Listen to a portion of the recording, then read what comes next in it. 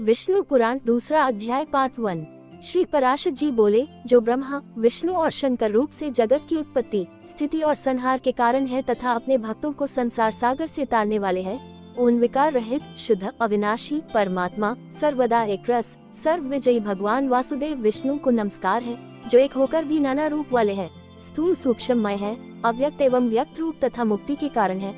उन श्री व विष्णु भगवान को नमस्कार है, जो विश्वरूप प्रभु विष्णु की उत्पत्ति, स्थिति और संहार के मूल कारण है। उन परमात्मा विष्णु भगवान को नमस्कार है, जो विश्व के अधिष्ठान है, अति सूक्ष्म से सूक्ष्म है, सर्व प्राणियों में स्थित पुरुषोत्तम और अविनाशी है, जो परमार्थतः अति निर्मल ज्ञान स्वरूप है, किंतु अज्ञानवश नाना पदार्थ रूप से प्रतीत होते हैं, तथा जो जगत की उत्पत्ति और स्थिति में समर्थ एवं उसका संहार करने वाले हैं। उन जगदीश्वर अजन्मा अक्षय और अव्यय भगवान विष्णु को प्रणाम करके तुम्हें वह सारा प्रसंग क्रमशः सुनता हूँ, जो दक्ष आदि मुनि श्रेष्ठों के पूछने पर पितामह भगवान ब्रह्मा जी ने उनसे कहा था।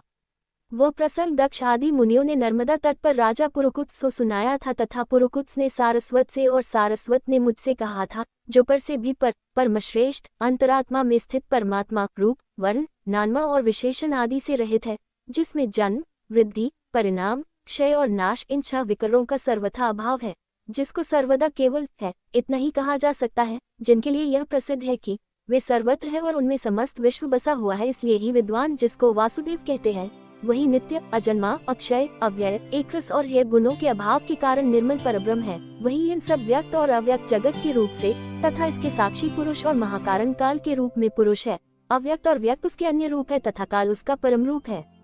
इस प्रकार जो प्रधान पुरुष व्यक्त और काल इन चारों से परे है तथा जिसे पंडित जन ही देख पाते हैं, वही भगवान विष्णु का परम पद है। प्रधान पुरुष व्यक्त और काल ये रूप पृथक पृथक संसार की उत्पत्ति पालन और संहार के प्रकाश तथा उत्पादन में कारण है। भगवान विष्णु जो व्यक्त अव्यक्त पुरुष और काल रूप से स्थित होते हैं, उसे उनकी बालवत क्रीड़ा ही समझो।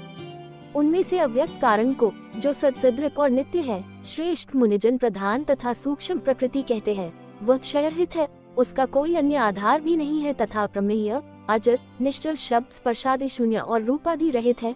वह त्रिगुणमय और जगत का कारण है तथा स्वयं अनादि एवं उत्पत्ति और लय से रहित है। वह संपूर्ण प्रपंच प्रलय काल से लेकर सृष्टि के आदि तक उसी से व्याप्त था। हे विद्वान, श्रुति के मर्म को जानने वाले श्रुति परायण ब्रह्मवेता महात्मागण इसी अर्थ को लक्ष्य करके प्रधान के प्रतिपादन इस श्लोक को कहा करते हैं। न हो न रात्र नभो न भूमि नासीत्तमु ज्योतिर्बुद्य नान्यत् श्रोत्रादि बुद्धायानुपलभ्यमेक प्राधानिकम ब्रह्म पुमांस्तासीत्।